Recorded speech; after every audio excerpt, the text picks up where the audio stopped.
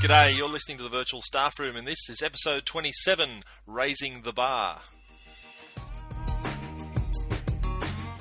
Okay, so it's been a while since the last episode, but finally here is the new episode, and we get to talk to three wonderful PE teachers, Jarrod Robinson from down in Victoria, Ben Jones from New South Wales, and Shane Roberts from Queensland, who actually joins us quite later in this podcast. Apologies that this is a little longer than normal, but I think it's really worth it, and whether you're a PE teacher or not, there's tons and tons of great stuff in here. So enjoy the podcast. Well, welcome to the Virtual Staff Room. We have on one channel here, we have Jarrod Robinson. G'day, Jarrod.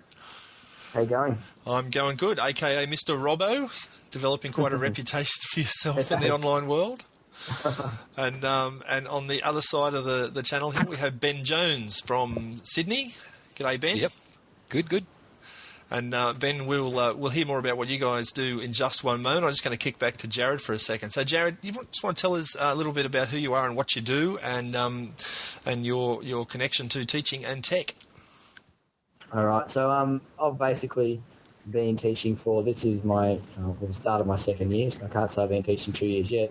And I'm fresh out of uni. I guess I'm still a part of that. What's the generation that the kids are in at the moment? Gen Y. Gen Y. I'm probably still just on the outside of that. Maybe that's part of the reason why I'm interested in all this sort of stuff. But I'm a PE teacher, and my primary method, and then my second method's IT. And I don't actually teach any IT, so I had to try and blend the two together somehow. And that's what I've come up with, and that's why I'm trying to use as much of this sort of stuff as I can in my classes. And it's been quite a very interesting and enjoyable ride, as you probably all could vouch for.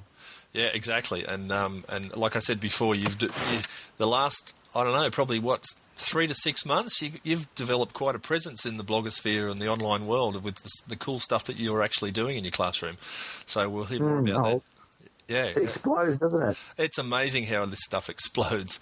So we'll come back to you in just a sec. So Ben, tell us a bit about who you are and what you do. And you wear several hats. So I guess tonight we'll be talking about mainly your PE teaching and tech type hat. Okay. I guess, my history is I'm 4 years of teaching, so I'm only double Mr. Robbo, which is not that much.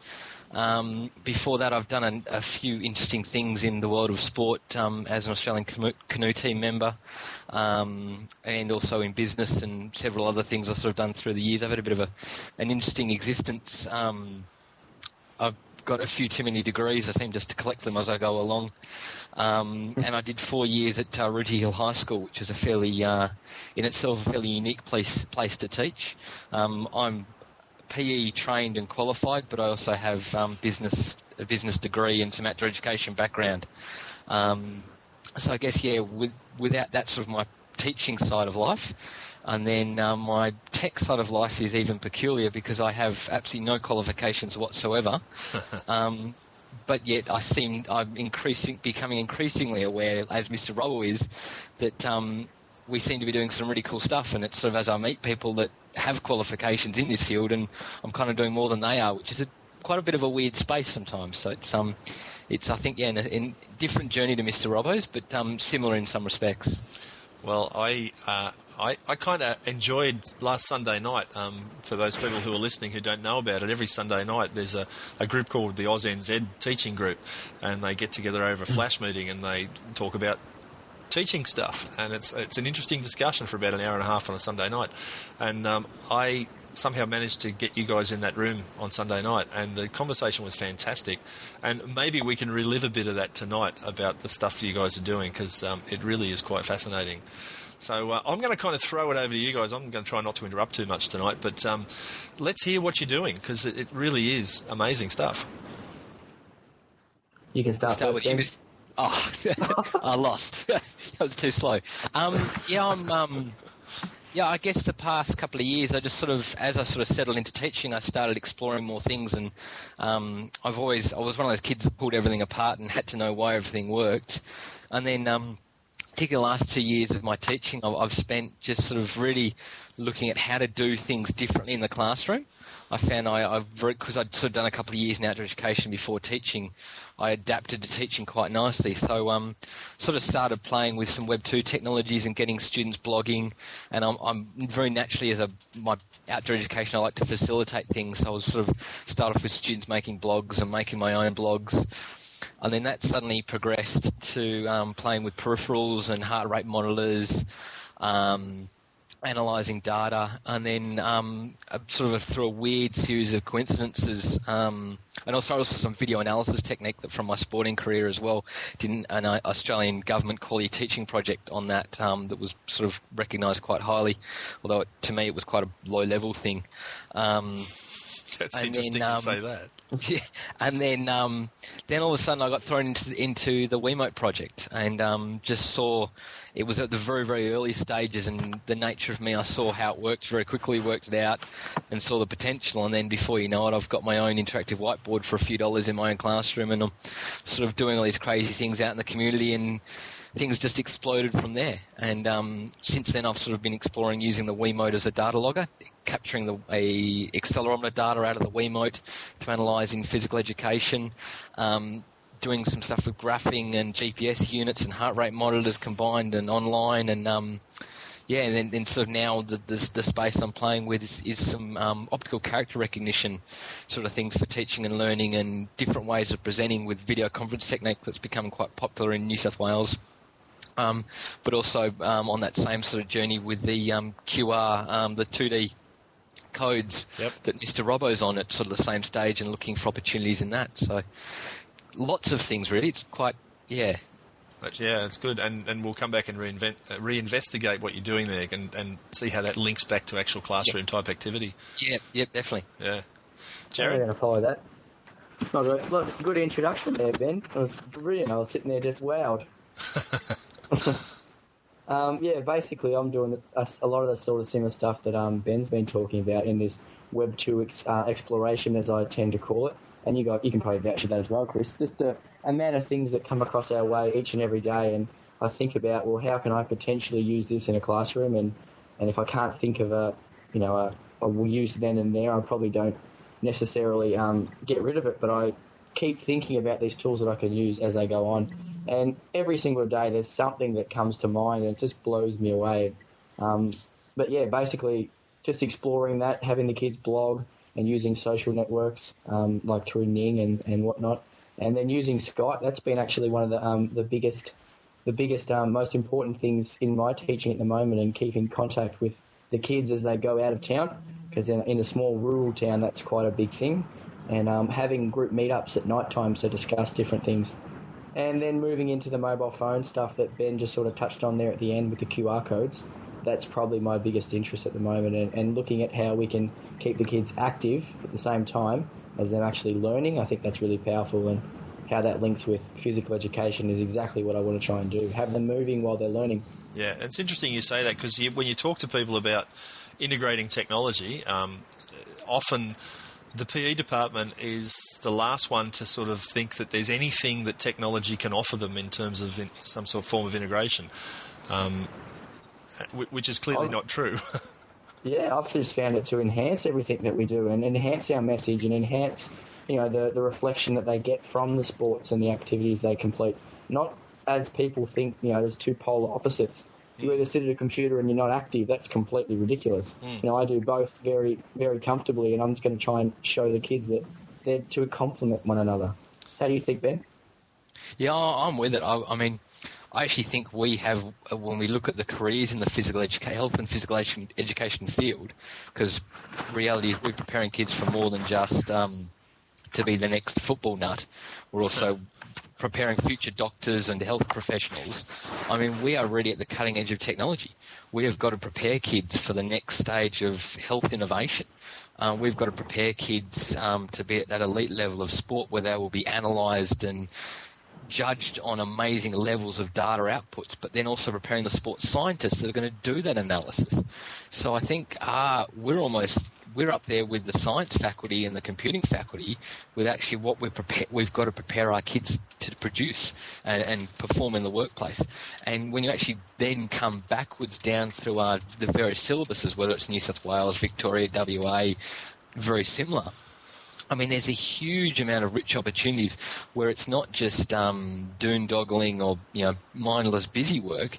It's actually enhancing what we're delivering, rather than just standing there and talking about forces. We can pull a data logger or a Wii Remote, whatever we want to use, and actually analyse that data in a realistic setting, looking at when someone moves, what are the forces on their body. And then the flip back to that, what are the consequences on their body? What are the outcomes on their body, and how does that affect the way they move? Yeah, neat. So give us some specific examples, and let's start with, say, Jarrod, tell us about some of the Bluetooth stuff you're doing. Okay, at the moment I'm just exploring in my senior outdoor ed classes Bluetooth and the power to connect students as Bluetooth does. And what I have set up, and I actually got the inspiration from. Have you heard of the musical Wicked? Yep. Yeah, I went and saw Wicked, a couple of months ago, and as I walked in, my phone set to auto-receive any content, and it started bipping and flashing away, and I'm looking at it, and I'm wondering what on earth's happening, and they just sent me a trailer for the actual, for the concert I'm about to see, and I thought, well, that's fantastic. How have they done that? I want to actually be able to do that as students walk into a classroom, and then I investigated and found hidden behind a little corner there was a Bluetooth file server sending out these messages, and I took some pictures of it and went home and started Google searching and then realised that it could be easily done with just a standard Bluetooth computer, and the kids have absolutely loved receiving their information on their own devices, the ones that they're comfortable with, and in that really unique and interesting way. And so basically I had a heap of pictures, and I fired the web server up, or the Bluetooth server, sorry. And the Bluetooth server was just sitting on your computer, wasn't it? It was nothing, not a fancy server, it's just fancy, your laptop. Nothing that cost anything. This was just sitting on my laptop, and I hit the start button, and it searches for any devices that are discoverable, and then sends them all the file that you specify. And if you like, you can set it so it sends random pictures or random videos or whatever the content may be. Yep. And that's what we actually did. We sent out, each kid got a different picture, and they had to actually complete an activity based on that. And it was just a really interesting way to do it, and I think they enjoyed it. Yeah. Interesting, because I very similar situation. I took some of our kids down to there's like a sort of a semi-wildlife down in Circular Quay. And as they were walking around, they were constantly getting message on their Bluetooth phones. And it was all sort of images of what sort of connected to what they were, as they'd enter the snake exhibition, they got a few images of snakes. And it was that same sort of mental link where I went, they were loving it. They were actually started seeking them out. They could sort of went into a corner, they could get something different. And so I sort of had that similar tack, did what you did, hit Google. And I ended up doing it for just like a mental health focus. So my first effort was actually just sending them a welcome message. So I set the server up to send a randomised message that was just a piece of positive, because we have quite a stringent health syllabus around here. And it was just really interesting to see the different environment in the class that came from that. And then I then going down that track of actually serving out the content of the lesson. So it's just strange how there's sort of this, different people are following a very similar path. Yeah. Well, I after Jarrod told me about what he'd done with that, I got intrigued and downloaded the same software. I think it's called Blue Magnet. Yep. And that's right. Yeah. And just set it up on my laptop, and when the kids were being let out of school one afternoon, I just started broadcasting a little note to them as they walked past the school gates. And as they're walking through, their phones are going off and sending this message. And I actually hooked it up to a web page, like the note that went out to them had a link to a web page with an SMS poll set up on it saying, do you think this is a good idea or not? And then the number to vote for yes, and the number to vote for no, and the number to vote for maybe. So I think there's heaps of possibilities about that. We put messages on our intranet and whatnot, and the kids just don't read them. But if every time they walk past a particular spot in the school, their phone went off with a message, I think that's a kind of an interesting use of it. Yeah. Oh, without a doubt, and fancy the potential for advertising and marketing. Not that that's what I guess today was created for, and proximity being exactly there to receive information at the right time. And that's just like walk past the office. Have you submitted your form that's due today? Oh, that's right, I haven't. I need to go and do that. It's perfect. Yeah. Yeah. Yeah, it's a pretty neat idea. And I guess it'll lead. I think this naturally leads into the 2D codes, which is becoming an increasing part of society. They're massive in some of the Asian countries, and it's that same process of giving them something they want. They walk up with their phone, they take a photo, and then off they go. And I know, Miss Robbie, you've been exploring it at the outdoor ed level. I was actually talking with one of our TAFE teachers today about how to use it for a TAFE setting, where not only can they go to pages and find information, but then they can actually record an MP3 on their phone and then return that back to the server. So it becomes a two-way thing. I know there's lots of people who listen to this podcast who aren't all that technical, but they're great teachers, but they don't know that much about tech. So just explain to us, what is a QR code and how are you using them to do stuff? I'll let you want to go, or do you want me to start? Yeah, you okay. go. A barcode, or basically a QR code, is a barcode. So if you look at your traditional barcodes on all your food items, they're read from left to right, and whereas a QR code can be read left, right, up, down, diagonally. So, by nature, it can include heaps more information. And that's basically what it is. Your phone has the capacity to scan these codes and withdraw the information. It's not a price. You don't get a price about the item like the standard barcodes. But it can include things like web links. It can include links to pictures. It can include up to 4,000 characters or something like that of text, and so many thousand characters of numbers. So and they just look like little black and like little squares with black and white. It looks like a game of Space Invaders, sort of. Yeah. Is that how you describe it? Pretty much. And you might have seen them. Yeah, you might have seen them on advertising products. I know that National Australia Bank in Australia has got one on their new advertising campaign. You scan it with your phone and it sends you off to save the contact details that you can use to ring up and find out about the product. So they're being used to automate that whole process, linking the physical world with the online world. So making it really clear to get between the two of them. I reckon that's awesome, like the physical connection. Yeah. But you're using them, Jarrod, to do things like you're combining it with something like geocaching, which is using global positioning coordinates to locate places on the Earth. And you're talking about things like maybe putting QR codes where, like, as the reward point for when you get to find the object, there's a QR code waiting for you with more information. Yeah, well, I must admit, Chris, you gave me that the idea of including it with geocaching. But I have set up a QR code orienteering course, as I called it. Oh, okay. So that was nothing to do with geocaching. That was just not until you told me about it. To be honest, so I'm not going to try and take credit for it. But basically, the kids would scan the QR code, and it would give them the clues and the actual directions to use by standard old, the old compass to get to the next code. Oh, okay. Whereas how you've made me think about it is I could include that with geocaching. So when they find an actual cache, it reveals the new QR code in which they scan, and then they actually move on to the next clue, and that's just linking both of them together really perfectly. So classroom application of that. So you've got a bunch of kids, and you might be doing like an outdoor orienteering course or outdoor ed type course, and they have some compasses or a bunch of maps or whatever, and they're told to get to the next orienteering point. And when they get there, all they find is a little black and white printed symbol stuck to a tree or something. Mm-hmm. They then whip out their phone, point the camera of the phone at this device, and it automatically transcodes whatever's hidden in that device into the next clue. Yeah? That's exactly right, yeah, spot on. And I guess it's not completely limited to just being an outdoor ed or an orienteering focus. I'm thinking about using it for a revision activity with my senior PE class. Rather than giving them a heap of questions, sitting down on their bums, completing the answers before a sack, I might actually spread the questions around the school with a QR code, and they've actually got to physically get up and get active to find the questions for their sacks or their revision. That's and cool. as they actually achieve them and complete them, I'll give them, the next one and the next location, and it's just a way to encourage them to revise. Yep. If that makes sense. Yep. I saw someone recently was talking about the idea of, say you have like a maths revision worksheet, say, and you have a bunch of maths problems or any sort of questions really, but next to each question you have a QR code printed on the worksheet, and so the kids work through the maths problem or whatever, and then when they get to the end and they want to check their answers, instead of turning to the back of the book, they point their cell phone at the QR code and it brings up the answer with the working out or whatever. That's brilliant. So, that is really good.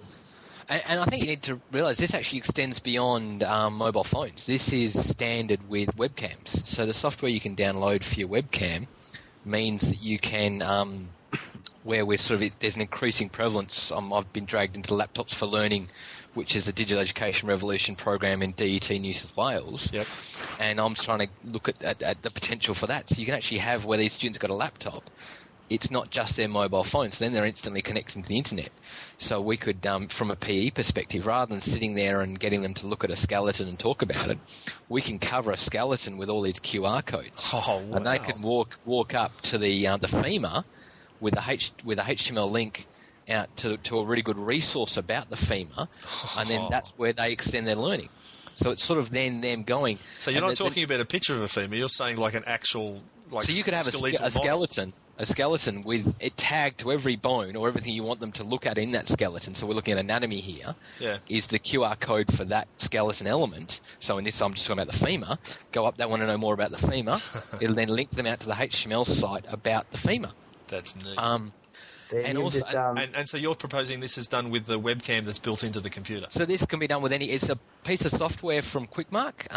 They've released the beta version of it that's really stable, and you can just do it straight off the webcam.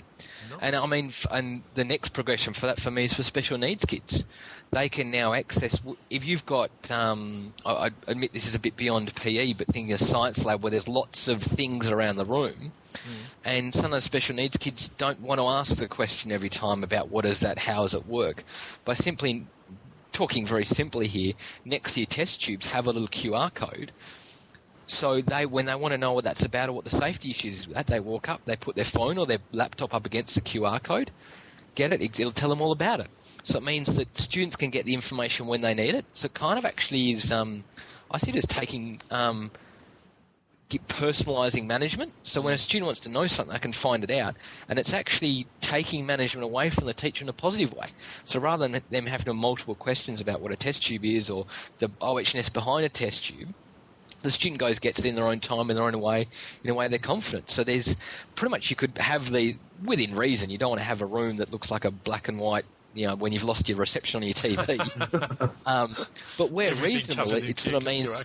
Yeah, you can, but then you can also do adventures around that of them finding the QR code, takes them to the HTML page, and they've got to find how that links to learning. Nice. So you're sort of going two ways. So you're throwing your pedagogy in two ways. Rather than giving them the answer, giving them the question and the answer, you just give them the answer and get them to back map through to what the question is.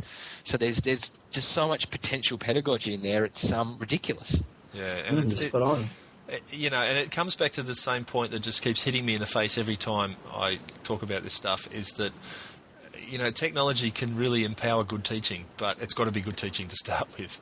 Oh, it so much comes back to the quality of teaching. Yeah. Everything there's sort of two main things that really govern. One is our syllabus, and the other is quality teaching. Yep. And then that sort of sits in this ether which we know as our context. And when we bring those together, you've always got success. Yep. Yeah, totally. One of the other interesting things that both of you are experimenting with is the Wii Remote. Now, what a fantastic little device that is, and Ben, I can thank you for sort of putting me onto realising how magical it is. As you said before, your other hat is the head of the Wii Remote project. So you want to just flip over to some of the stuff that you can do with the Nintendo Wii and maybe a bit of background on it? If I can just clarify a point there, I'm not so much there. I'm an administrator with the Wii Remote project, which is the main sort of hub of discussion. And sort of I sort of have a big picture view because I've had so much involvement, but I think leader is a bit there. I like to see that there is no leader. It is we all have different contributions, and mine has been very much to wear a teacher hat. So when everything's been developed, like we developed a new science app that's sort of taking the data out of the data logger turning the Wii Remote basically into a data logger, and I've come into that with how can science teachers and PE teachers use this.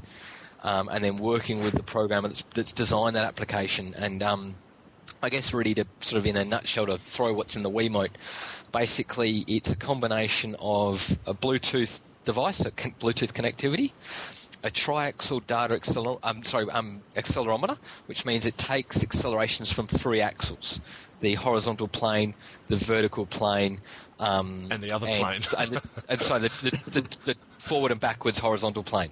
So you've got the vertical plane and the forwards and backwards. And what that means is you've got 3 streams of data coming out on any movements in the Wiimote. And one of the fascinating things is it's actually been designed in space, which I'm not a physics teacher, but I know that for physics teachers, one of the challenges for them to explain to kids is all physics concepts are talked about as though they're in space. And this Wiimote, if I was to place it on a desk, the x-axis feeds out at 1 gravity because it's actually measuring gravity.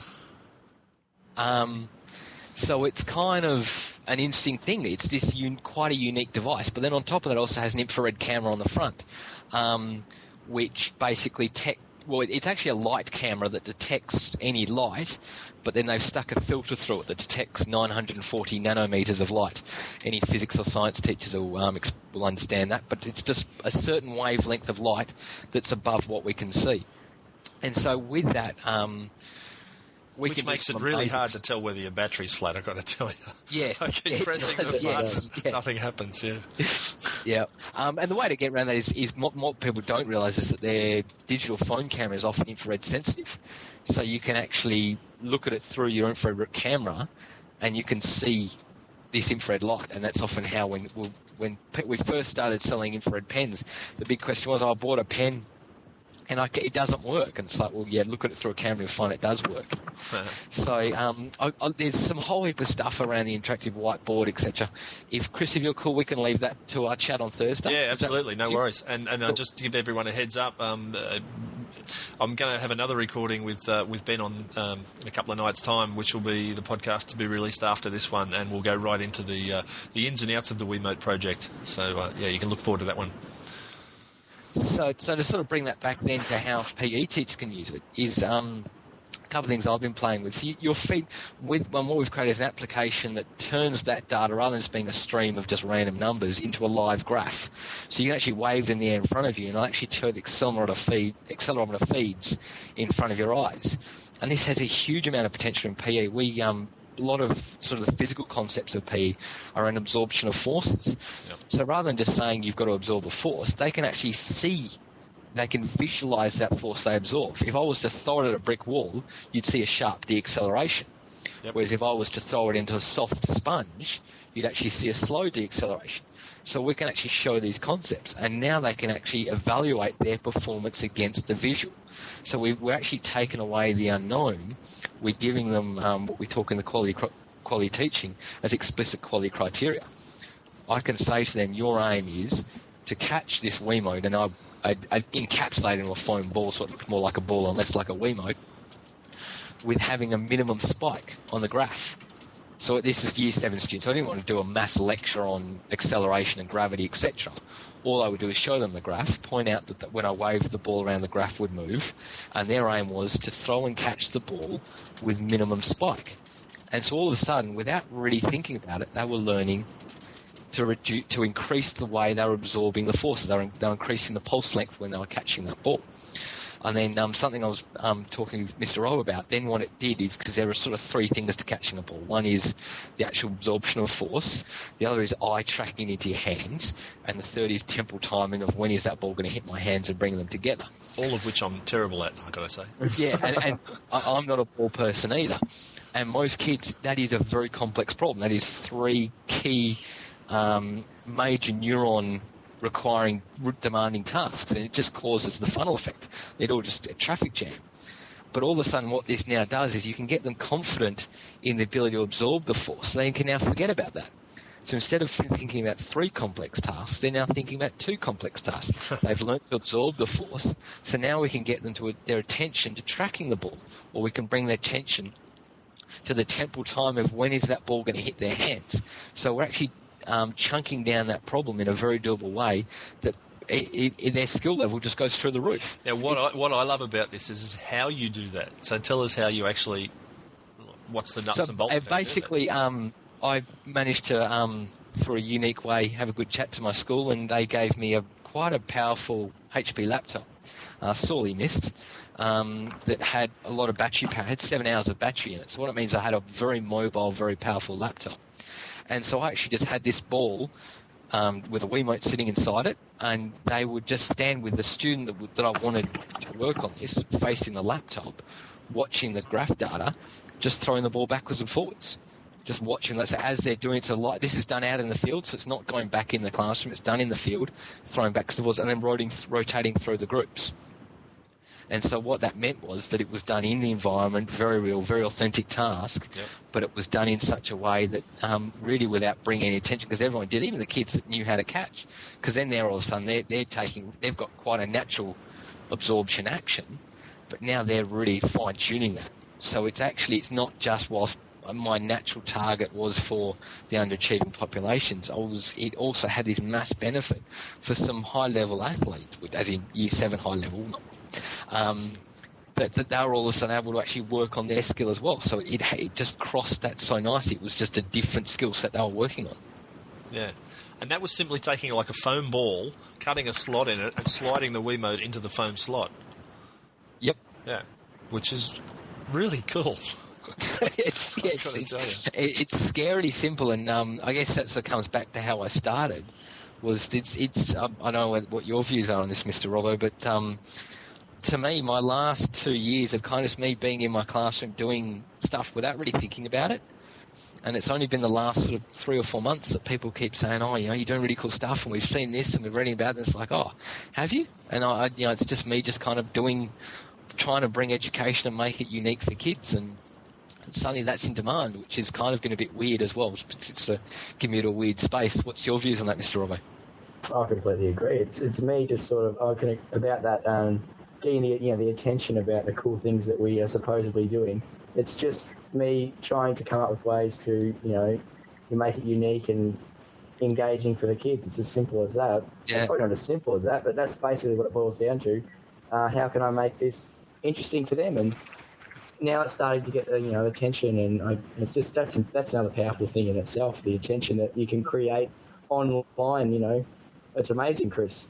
Well, the other thing I think is amazing about what you've done in a lot of these cases is because you're in a subject that doesn't involve marching kids into a computer room and sitting in front of a computer and having them be passive in front of a screen. Instead, they're out and about doing stuff, and you've actually looked at that and went, okay, well, what sort of device can we use that will actually allow the kids to take some sort of technology out and about? And you've come up with interesting ways to use the very device that so many schools just ban and say they have no place in a school, and that's the mobile phone. Which is interesting because so many schools just say they have no place in a school, and yet you're finding all sorts of interesting things to do with them. The QR codes, and I know it's a recent discovery for you, Jarrod, but the geocaching. I mean, just the ability to be able to use a phone to find a GPS coordinate. It's amazing, and even the standard features of just a video camera and digital cameras. Where else and how else can you have a one-to-one system for video recording? Yeah. Besides having to spend thousands on video cameras, they are just such a powerful tool, and they walk in and they get them banned and take them off them. But I'm not trying to. I've got asked and told the principal and begged him and said, "Can I please let them use it?" And thankfully, he's let me do it. So that's where a lot of it comes from. How did you get around that? Because your school did, until you sort of proposed some of these wacky experiments, did actually do the same thing as most schools and say mobile phones are banned, right?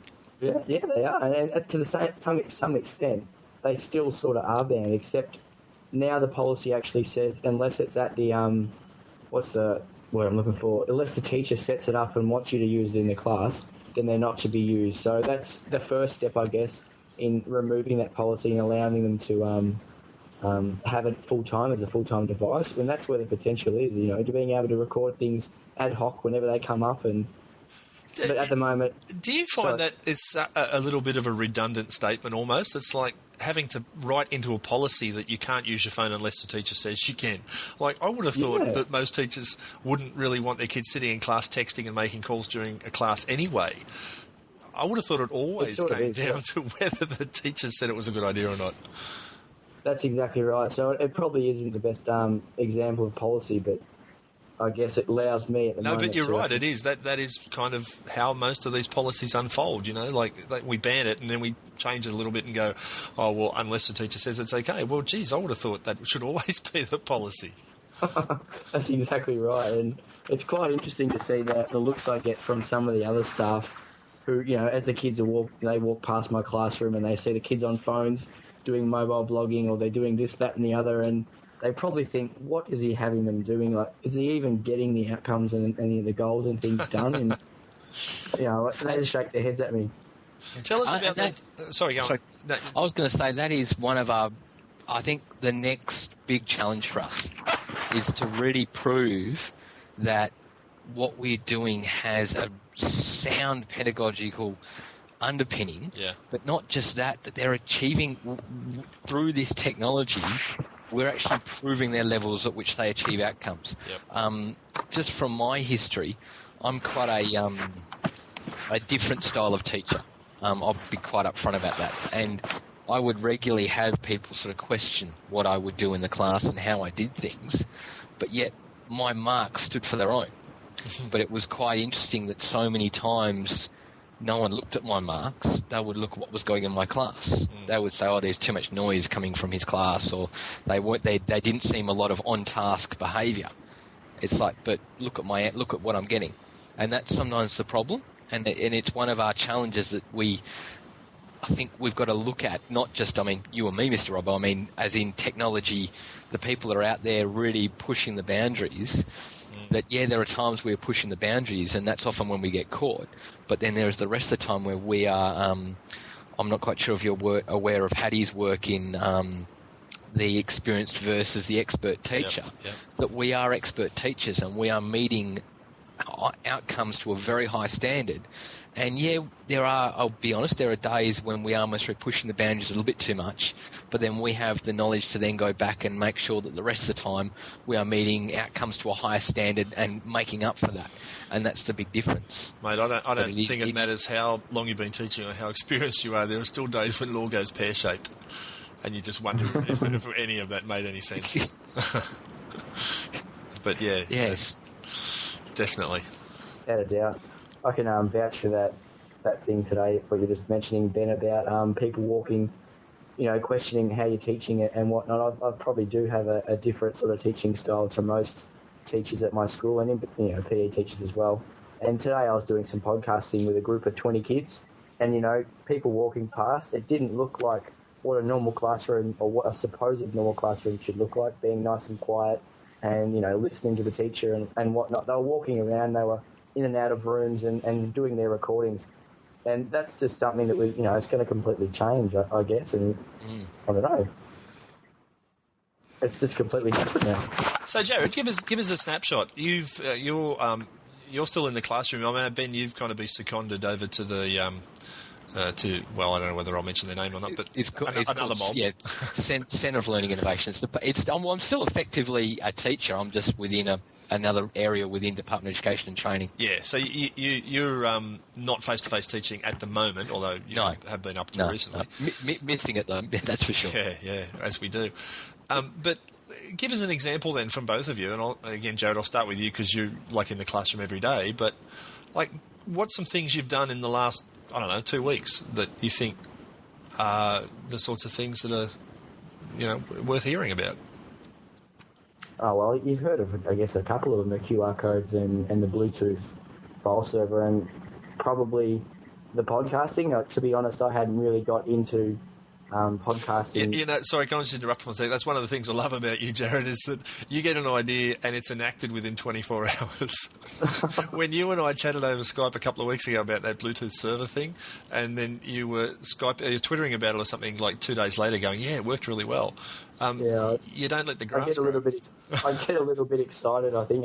First thing, as soon as I spoke to Ben the other day about the Wii Analyzer and using that, I ran straight into school, grabbed the Nintendo Wii Remote, set it up, and I was throwing it around. I looked like a clown throwing this Wii Remote around in the room, but I get really excited about all these different things, and I'm sure you can vouch for how much of an appeal they have to both the teachers and the students as well. Yeah. So sorry, I didn't mean to cut you off there, but I just thought it bared sort of noting that you your turnaround time from idea to actual experience is really short. This is not something you have to plan 6 months for. Okay, thanks for that, Chris. I appreciate it. I think that's actually a characteristic of many new teachers, that they one of the things I wrote down from your very first comments was, how can I?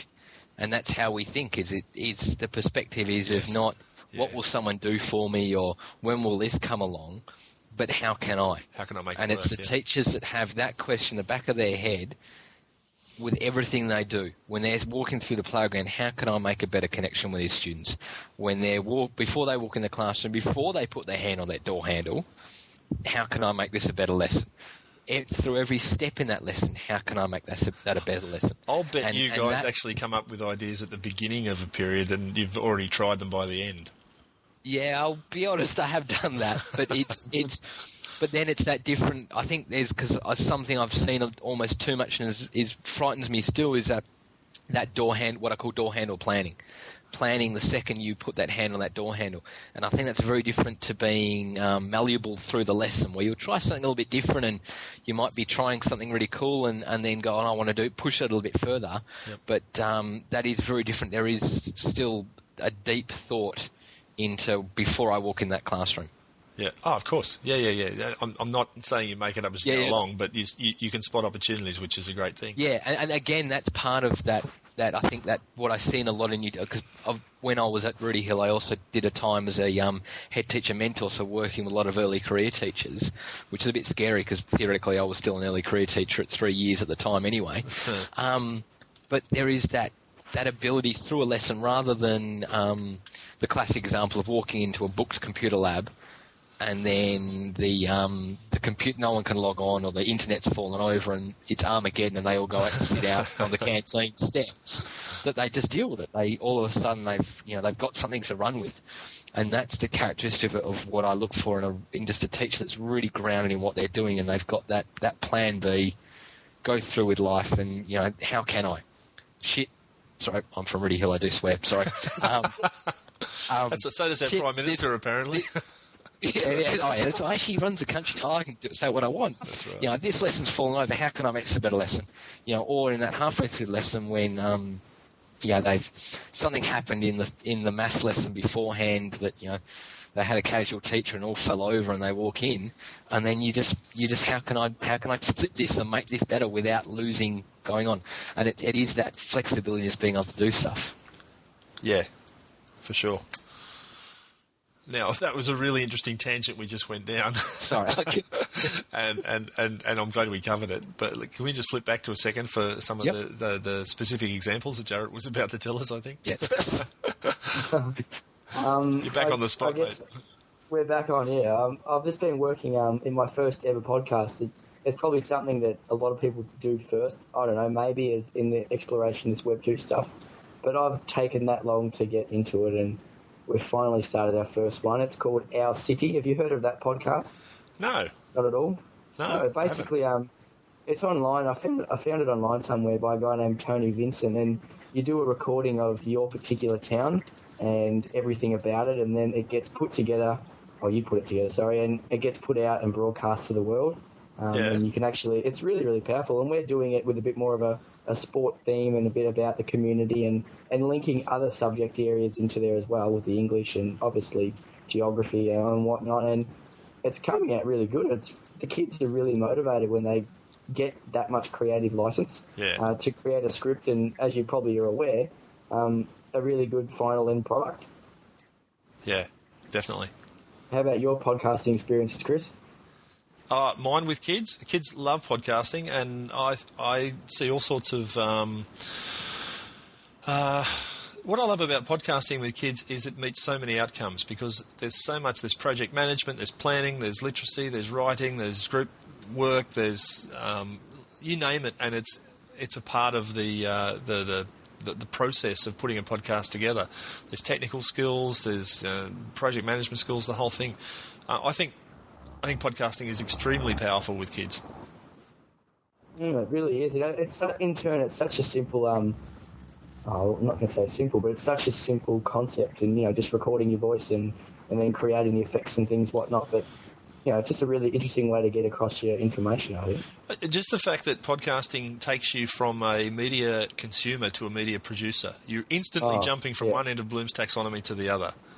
And that's exactly right. I've never thought of it like that, but that's exactly what it does. And how many kids how many even adults and the teachers teaching kids can say that they have a genuine audience. Yeah. Our kids do with these sort of things. They've got blogs, they've got wikis, and they've got people who are really watching what they do.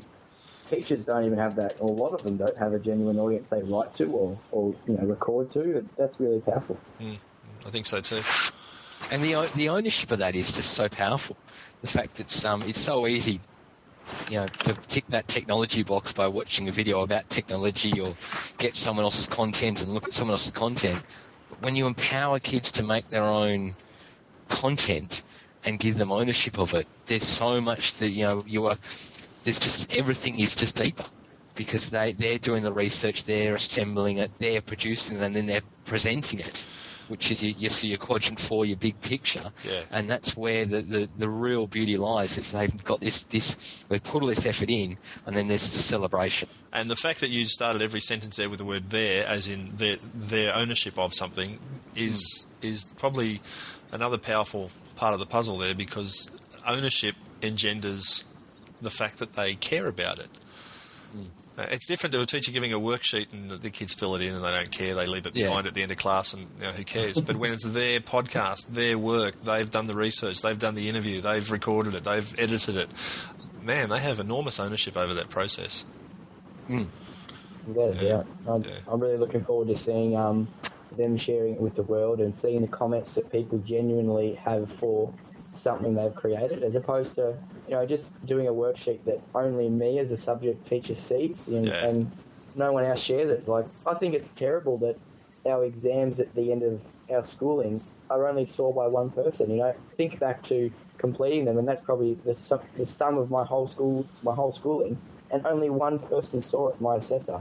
So being able to have people with genuine audiences is huge. Yeah, absolutely. I'm a high school dropout, so in my case, that was a good thing. Hey, Ben, I couldn't let this conversation go any further without hearing about it. I know we're going to talk about this when I talk to you next, but in case people don't hear that other podcast, we have to tell them about your magic carpet ride. I'm jealous.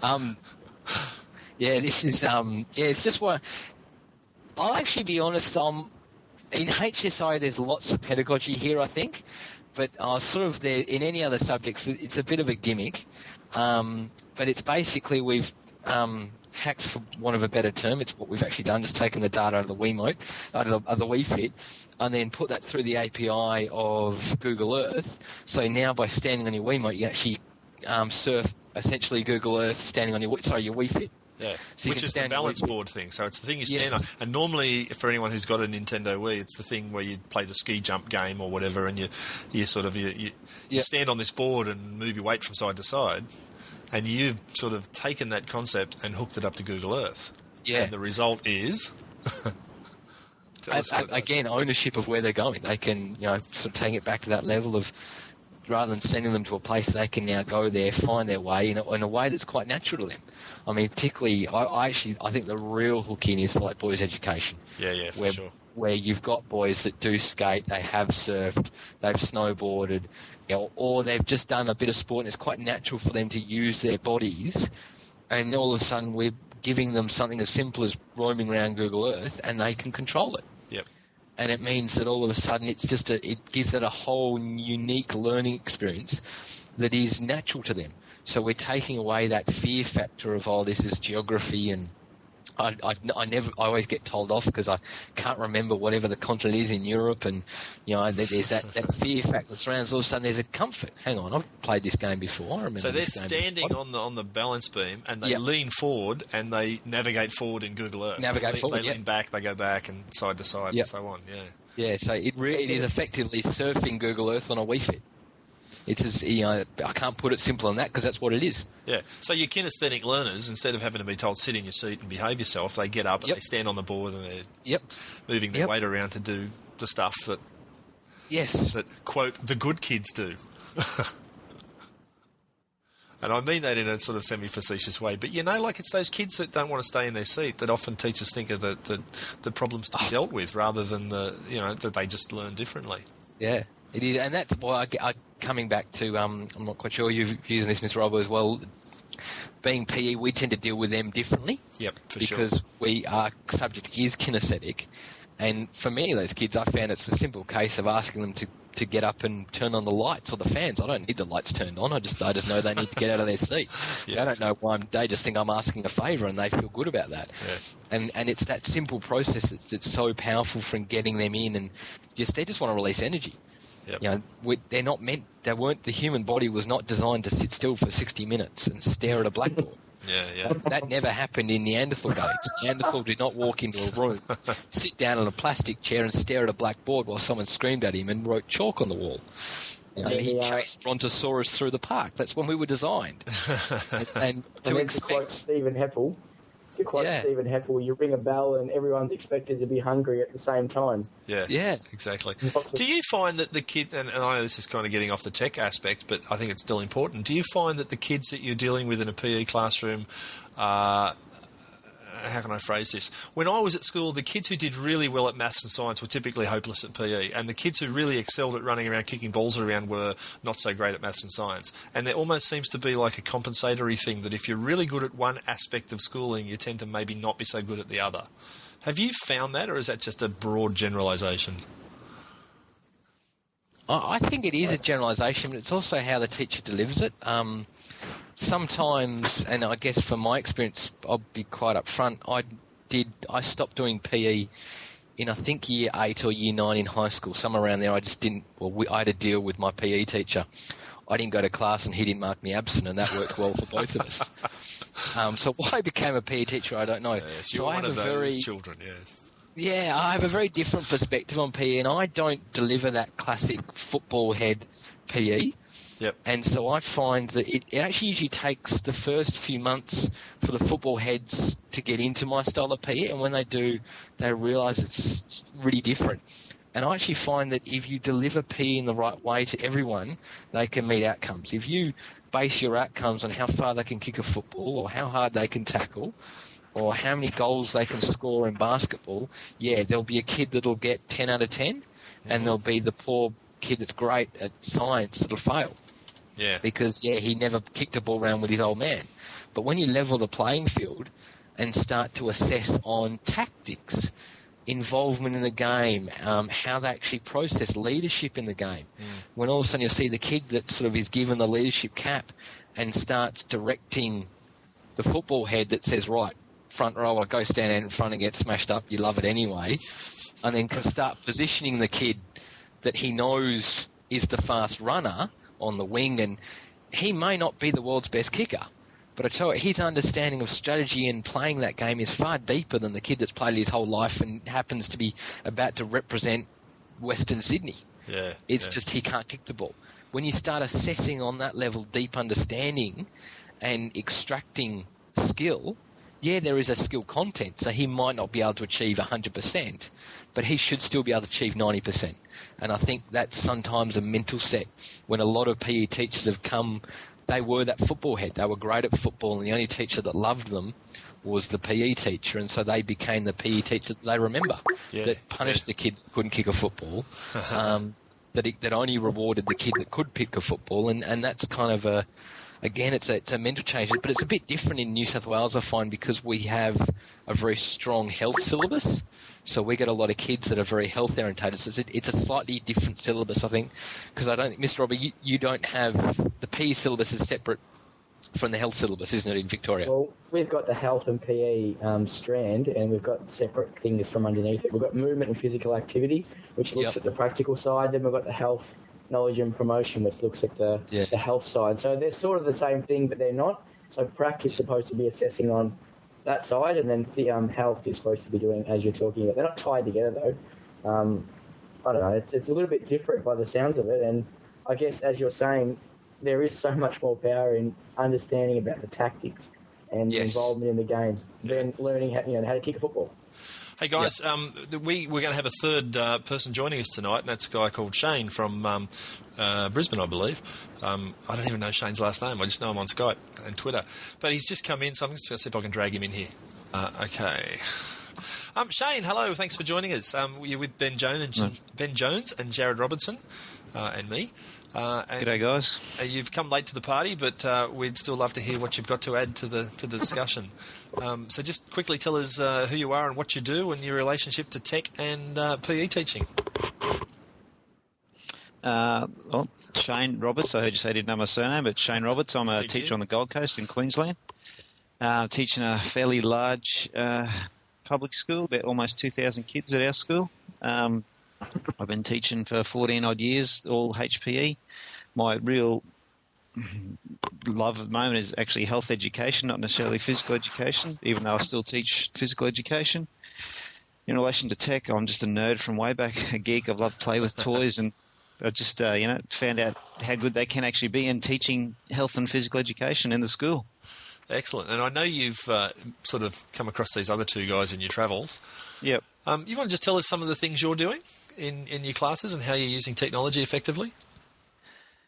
The main ways at the moment is with my health ed classes. I'm doing what I'm calling sustainable conversations. They're asynchronous conversations. So because there's 26 kids in the class, I can't talk to them all individually during our 70-minute lesson. So we record messages for each other. They'll send me messages, either audio or video messages. That can either be done through Bluetooth or email or stuck up on a what we call a learning place, which is project rooms. And then I can respond to them and send them those sorts of messages back. Whole lots of just individualised instructions, so recording instructions for specific kids that are going to be individual and actually sending them out to their phones or sending them to their USB sticks so they can receive their individual instructions, and they haven't got to wait in line for me to see them individually, I suppose. That's where my big focus is at the moment, and open source, big advocate of open source stuff, and trying to get them to use open source programs so that when they go home, there's no digital divide where they can't use the things that we've had at school. Yeah, good thinking. Good thinking. So you're doing that through the Learning Place, which is the Queensland Government's sort of provision of educational environment to their schools, right? Yes, it is, yeah. I mean, we're fairly heavily restricted in where we can post things, so we've got basically that, what they call the Learning Place, or it's Blackboard they've paid for. Oh, it is based on Blackboard, is it? Well, no, it sort of manages Blackboard, or our installation of Blackboard, but it's very similar. It's not as interactive as Blackboard, and you can't necessarily have flash designs and those sorts of things, but it's essentially a place where we can, inside a project room, you can house a podcast lounge and you can house a blogging area and those sorts of things. Yeah. Ben or Jarrod, have you guys done much with the whole asynchronous running discussions sort of over an asynchronous extended time period? You go, Joe. Sorry, I'm cutting in here. After you, old chap. I can't say that I have actually, Shane, but I do like the idea, especially for a health perspective, in having an asynchronous conversation. I guess the only example of that is our social network that we use for Ning and discussions that appear in our discussion board. Is that along the same sort of similar lines, or just extending that to video and audio? Is that what you're doing?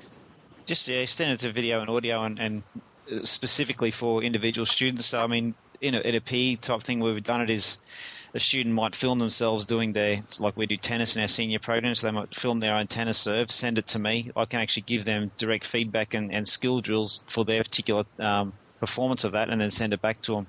Wow. So it's just that kind of approach. Very personal. Because I guess there's two sort of things I trialled. One was using MP3, like I hopped on eBay and bought a whole heap of MP3 players for $2, and then actually doing a what I call a delayed mental blank here,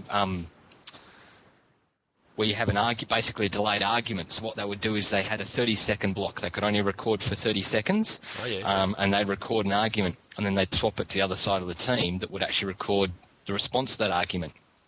And then they would do it on the same MP3 player, and what was actually happening was you then compile a series of arguments, and I sort of did this around sexual health. The reason I did it was they weren't when we were sort of discussing sexual health, there was a lot of flippant comments. Yeah. There was no really thought and reflection. So I did this as a tool to sort of force them through a thought and reflect. But the catch was at the end, I then played the whole sequence back. And it gave a really interesting view of what was going on. So you had two teams having two different arguments going backwards and forwards, but then they played it through at the end, so having that celebration at the end, and gave a very interesting perspective because it then sort of they could see the level of thought they had to compose into an argument. Right, that's a good idea. Give me an example of one of the focus questions you would have used? Using a lot of, with the community I was in, there's a lot of stereotypes around gender and sexuality. Yep. So I had a group of girls in one team and a group of boys in another team, and it was actually just on gender stereotypes and gender expectations. So around sort of, one question to one group was the classic of if a girl wears a short skirt, it's a guy's right to have sex with her. And it was just really interesting to see the discussion that flowed, rather than just being the boys going, the flippant response, or the girls, the flippant response. They now had to sit down and formulate a response that sat in exactly 30 seconds, which that time frame was in reflection was quite a unique thing. It certainly wasn't planned. I just thought I didn't want them rattling on for 15 minutes like me. Some pretty heavy-duty topics in there. Yeah, so it really forced them to compile a single thought. So they had to have a single thought in 30 seconds and record it. But the catch was they had to play it back. So then it forced them to actually think, because they knew at the end of it was all going to be played to the whole class. Yep, and they don't want to look like idiots, yeah. Exactly. So they would then had that sort of hang on, the public versus private thought, and actually starting to reflect on, and that brought up some really interesting discussion then about, well, hang on, this is what you said. What do you actually think? Does that, if you're not prepared to say it, is it a sound thought to have? So it was not just the process of recording. Admittedly there was bugger all technology. They were hitting pause and play on an MP3 player, and I plugged it into a speaker and hit play. To you, that's bugger all technology. To many teachers, that's really quite sophisticated. But it's the thought and the discussion that came out of the use of that technology, and that was the real power. Is that it was really, and it was one of those things where there was a lot of unintentional outcomes, which was quite unique. Yeah. Fantastic. Shane, are you finding that with your kids doing the asynchronous discussions that you're getting more out of the quiet kids?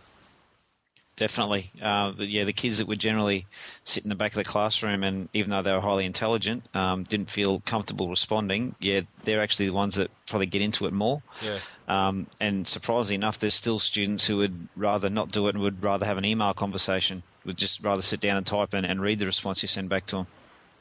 Yeah, I can relate to that.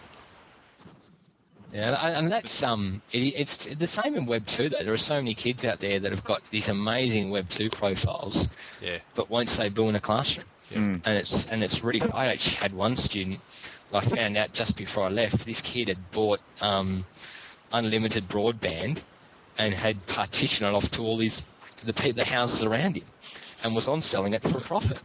I used to teach a kid who did that. This kid didn't say boo. Yeah. He was an absolute genius. Yep. I'm just going, you never said a word.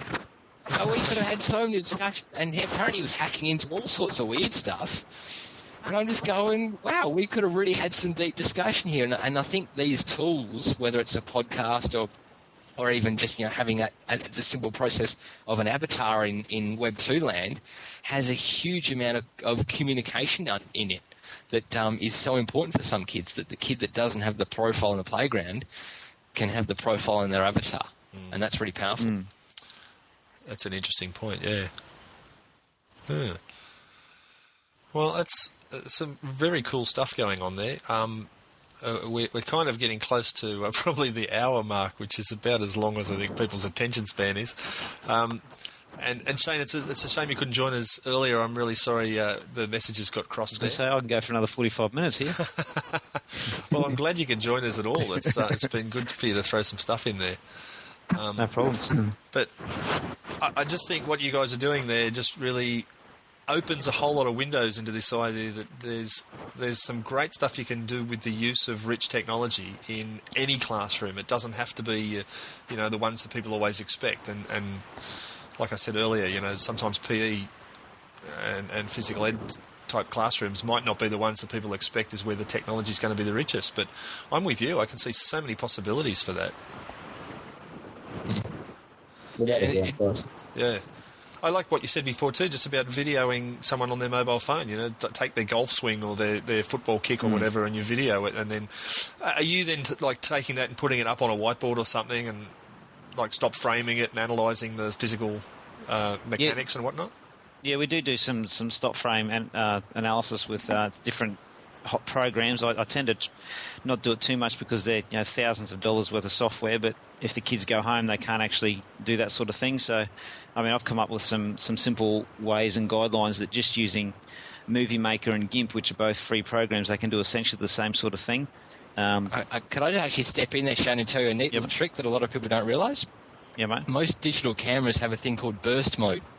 So you can get a normal digital camera, put it on burst mode, and all it does is take multiple frame shots. Oh, yeah, at a time. Yep.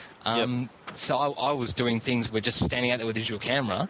So my very first AGQT project, I managed to scam a copy of Dartfish, which is the expensive version you're talking about. Yep. And I actually found it's not good for kids, it's too complex. But a simple application like just using a digital camera, there's some really powerful stuff there that is, again, that simple end. Or the free version is VLC Media Player. Will actually let you do short stop frame. So there's actually free applications that do that. So it's again, it's one of those things. I think when sort of going back to your views of free and open source software, there are free and open source equivalents out there. That there's some of the expensive stuff that is. I think Dartfish last I checked was $3,000. Is really expensive, but there are some free stuff out there. Yeah, it's like the whole space pens argument, guys. The Americans spent $1 million purchasing, making a pen that would work in space and zero gravity, and the Russians used a pencil. Yeah. There's so many different things like that in this whole Web 2 thing. They're exactly similar. Like the argument of video conferencing versus Skype. There's a lot of similarities, and obviously one's free. Yeah, and one isn't. And okay, we'll wind it up, guys. But I'm just going to ask one last question and get your feedback on this, because in a lot of the stuff you've said there, whether it's analysing a golf swing with a camera, or you were talking before about some of the techniques you're using to get kids analyse the throwing of a ball using a Wii Remote in a foam ball. Are you finding that actually has a really noticeable effect? Like if I'm a lousy ball thrower and you give me the Wii Remote stuck in a ball and I can watch the graph on the screen as I'm throwing it so that I can actually see the mechanics of what I'm doing, are you finding that kids can then relatively easily modify that behaviour? I think there's... sorry, you go, Shane. Okay. I think it's a bit of a double-edged sword question.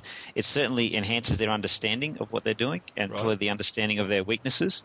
But we still obviously require the skilled teacher to teach them how to correctly perform it. And it's, you said before that you're amazed that the PE teachers are using a lot of this technology stuff. We've been taught for years to use physical movement to actually implement our pedagogy. So using technology to implement pedagogy is just as a small sideways step for us. We're just using a different tool.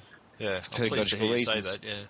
Never really thought about it that way. But I think they would certainly, and I see they get a better understanding of what they're doing and perhaps why they can't do it well, but they still need that skill practice and that definite, the coaching of the skill to improve the performance. Yep. Yeah, I've actually, my very first sort of project, which was around the video and where I tried Dartfish and ended up using VLC for video technique analysis, I've actually got footage of students that basically would throw a ball at, and by ball I mean the little orange sort of indoor hockey type ball, a good 5 metres at best, actually standing sideways, winding up, and going through the whole fundamental movement skill within about 2 or 3 lessons. Just that process, but that, it wasn't about the technology was used to provide the explicit quality criteria. Yep. But it was about, as Shane said, it's that teaching process. It was them watching them, because they were actually, basically the project was they videoed themselves and they watched themselves, and then they chunked it down as we sort of did some team coaching. And as Shane said, it's that role of the teacher, chunking that skill down and saying, right, this is what you're doing, this is what you need to do. And then using my experience in being involved in video technique analysis as an elite athlete, and then actually going back and practicing that, then re-videotaping it, then watching it again. Yeah. And that ongoing cycle of analysis is, as Shane said, it's that combination between that which is often forgotten sometimes, is the value of the teacher input. Yeah. That the teacher is the leader in the classroom. Yep. With the technology, with the pedagogy, with the student engagement, you bring them all together and you've got outcomes. Yep. No, and I certainly wasn't suggesting for one moment that, kids could simply just watch themselves on a video and magically improve. Yeah. Absolutely. There's quality teaching behind it all, of course. Jarrod, you get the last word, mate. I think it's been said all tonight. I'm a little bit overawed. It's just been brilliant, basically, Chris. So thanks for having us on here, and I've definitely got a lot from you and Ben and Shane with the asynchronous stuff at the end that I'm going to take away into my classes. Yep. And probably, as you said, enact on it in less than 24 hours and get something happening, as I like to copy things. We'll be watching your Twitter stream to find out what happens with this. No, but yeah, definitely, as Ben was just saying then, at the bottom of everything is it has to be a quality teacher and sound pedagogy for any of this sort of stuff to work. And in the end, I really wouldn't be doing any of it if I hadn't noticed some sort of improvement from my kids, whether that be engagement and then coming down to their learning outcomes. I really wouldn't even be going down this road whatsoever. Yep. If it turned out that they were interested in knitting and that had an effect on their learning, I'd probably really be focusing on quilting and knitting. That's basically, I don't know. That's what I'm trying anyway. Yeah, let's not go nuts. You might want to edit this out, Chris, but I'm not quite sure what your views are, Jarrod and Shane, whether it's worth forming a network of, to use Jarrod's terminology, PE geeks, because we seem to be growing in numbers, and I think there's so much in that we've all valued out of sharing. Maybe finding some sort of forum in which the PE geeks can get together and find a space to share and further some of these ideas. Yeah, mate, if there's one thing I can assure you of, there is always room out on the long tail for people with specific interests in stuff who talk passionately about it. And it doesn't matter how niche you might think that is, there will be a group of people who are interested in what you're doing. What's your views, Jarrod and Shane? Do you want to look at setting up some sort of collaborative blog or some sort of environment? Yeah, I'd be keen to do that. It was that's interesting. I've just run last week what we called up here a HP masterclass, sort of looking at pedagogy and digital tools in HP, and all the teachers that attended that said exactly the same thing. Where can we find a common space to share ideas, because that's where we learn the most. So I'd be keen to certainly look at something there. Yeah, well, Jarrod will have a podcast running by tomorrow.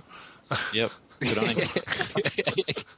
He's got to play with the asynchronous stuff first. That'll be later tonight. Podcast by period 4. Yeah, all right. Well, guys, we might wrap it up there. It's been a fantastic chat, and I really thank you for your time and energy and passion in what you do. It's great to share it. Jarrod, where can people find you on the web? mrrobbo.wordpress.com or www.mrrobbo.com. Excellent. And on Twitter, of course, as MRROBBO. Yeah, all one word. Mr. Robbo. Fantastic. Thanks, mate. Thanks for joining us. And Ben, where can people find you on the web? I'm bloglearninghhs.blogspot.com, or just Google Ben Paddle Jones and you'll find me all over the place. Okay. Excellent. Got to love Google. And Shane, where can people find you on the web? Again, you can Google Shane Tech Teach, they'll find me, but shanetechteach.edublogs.org is where I blog. Excellent.